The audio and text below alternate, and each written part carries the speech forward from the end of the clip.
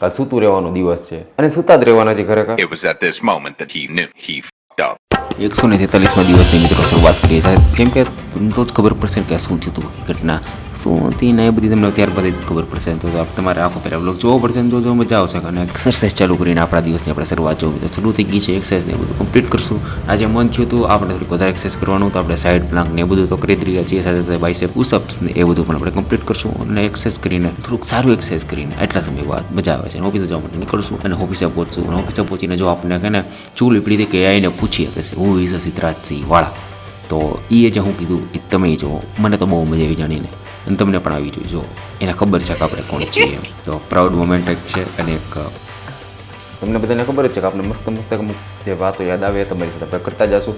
આજે છે શનિવાર તો અને હું એવું કહેવા માગું છું ને કે આજે શનિવાર તો નીકળતા હતા અને આપણને એક વિચાર આવ્યો કે કાલ રવિવાર, કાલ સૂતું રહેવાનો દિવસ છે અને સૂતા જ રહેવાના છે ખરેખર. એવું નહીં કે થોડા અરે ભાઈ થોડા રૂકો સબર કરો અમકો થોડા રવિવાર કા આનંદ લેને દો ભાઈ.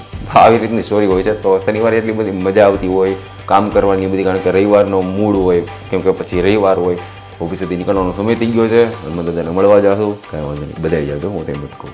તો નીકળીએ ઓફિસેથી અને મળીએ. ટ્રાફિક ઓળંગશું આપણે અને પહોંચી જશું આપણે હનુમાન દાદા પાસે. હનુમાન દાદા ચમત્કારી હનુમાન દાદાના મંદિર આપણે જઈએ છીએ જે તમને બધાને ખબર જ છે. તો ત્યાં આપણે મસ્ત દર્શન કરશું અને દર્શન કરીને આપણે આખા તન આપણે પવિત્ર કરશું. અને ત્યારબાદ મામાનાથી ચા પીશું અને ચા પીને આપણે દીનભાઈ સાથે ઓળોને રોટલો જમવા માટે જશું. અને જમીને પણ મિત્રો બહુ મજા આવી, કારણ કે હવે આખી તમને ખબર પડશે પ્લાન.